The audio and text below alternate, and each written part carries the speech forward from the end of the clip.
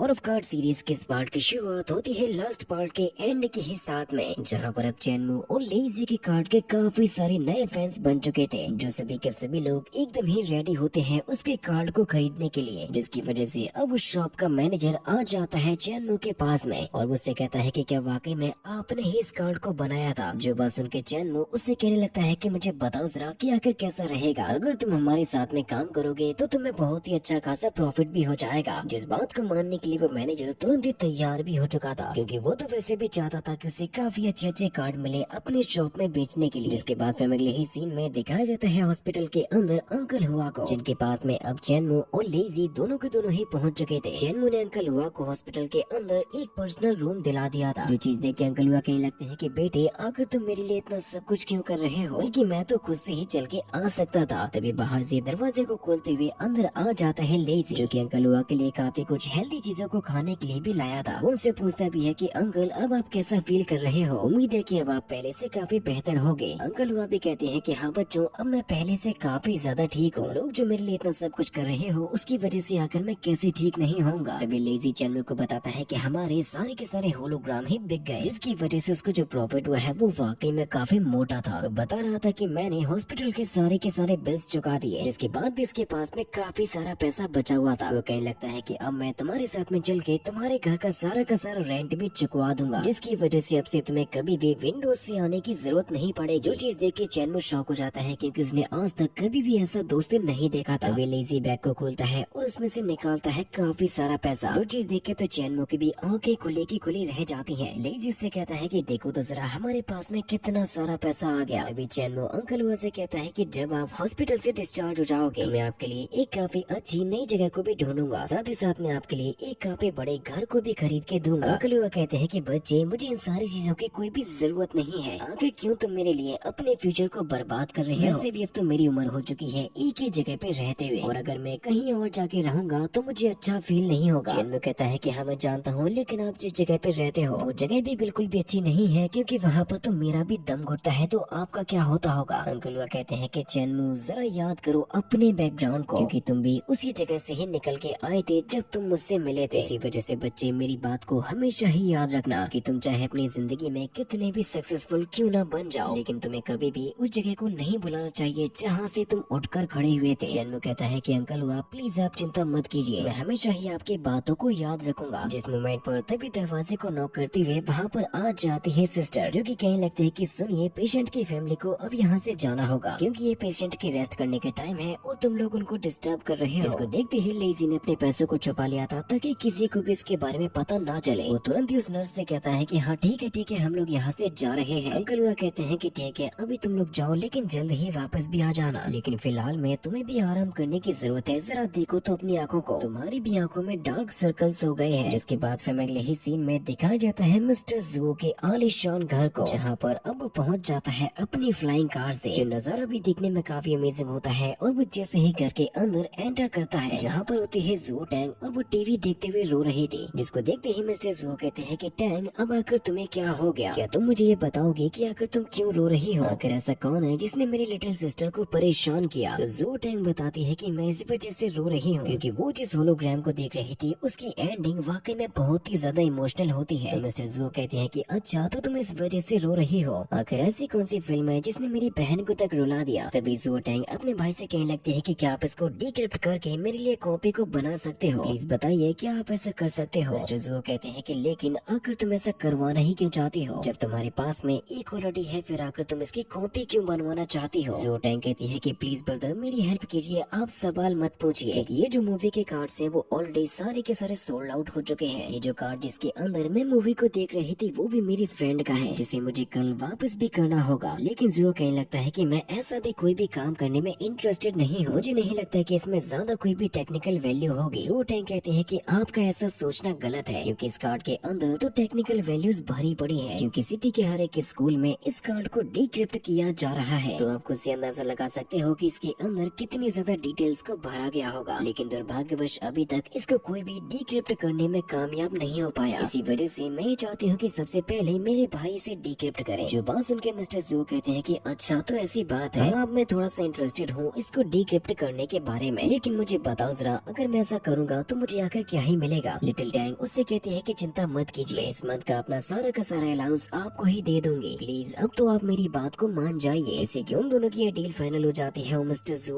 उसे डिक्रिप्ट करने के लिए भी तैयार हो जाते हैं। और जब वो उस कार्ड को डिक्रिप्ट कर रहे थे तो वो उसके ऊपर देख पाते हैं राइटिंग को, जो चीज देख के उन्हें ऐसा लग रहा था जैसे कि वो ऑलरेडी इस चीज को कहीं पर देख चुके हैं। ऐसे ही सेम राइटिंग का कार्ड उन्हें मिला था अंकल हुआ की शॉप के अंदर। सोचने लगते हैं और कहने लगते हैं कि क्या ये वाकई में वही है, जैसे कि वो वहाँ पर मिले हुए कार्ड को भी डिक्रिप्ट करने के लिए अंदर डाल दिए थे। इसी के जैसे ही उन दोनों ही कार्ड को एनालाइज किया जाता है तो सबसे पहले बताया जाता है 1 स्टार के एनर्जी कार्ड के बारे में। ये 1 स्टार का एनर्जी कार्ड और ये 3 स्टार का एनर्जी कार्ड सेम बंदे ने ही डिजाइन किया है, जिनकी मैचिंग लगभग 80% तक दिखाई दे रही थी। लेकिन साथ ही साथ मिस्टर ज़ू के साथ में पहली बार ऐसा हुआ था, उनकी जो डिक्रिप्ट करने की स्किल होती है वो काफी ज्यादा स्लो होती है, जिसकी वजह से वो तुरंत ही इस कार्ड के कोर स्ट्रक्चर को डिक्रिप्ट करने की कोशिश करने लगते हैं, जिसकी परसेंटेज बढ़ तो रही थी लेकिन साथ ही साथ मिस्टर ज़ू की जो मशीन होती है उन्होंने भी धुआं फेंकना स्टार्ट कर दिया था, क्योंकि वो इतनी ज्यादा पावरफुल कार्ड्स को संभाल ही नहीं पा रहे थे। जो नजारा देख के ज़ू टिंगी और ज़ू टैंग दोनों के दोनों ही शॉक हो गए थे कि कार्ड की वजह से मशीन के अंदर आग लग जाती है। इसी वजह से उन्होंने तुरंत ही उस कार्ड को बाहर भी निकाल लिया था, उस कार्ड को डिक्रिप्ट भी नहीं कर पाए थे और उन्हें ये पता लग चुका होता है कि ये जो कार्ड है वो बनाया था चैन मू ने। बात सुन के ज़ू टैंग भी शॉक हो जाती है कि क्या ये सच में बनाया है चैन मू ने। इस मोमेंट पर तब इन दोनों को किसी और की आवाज आती है जो कि ये कहने लगते हैं कि तुम दोनों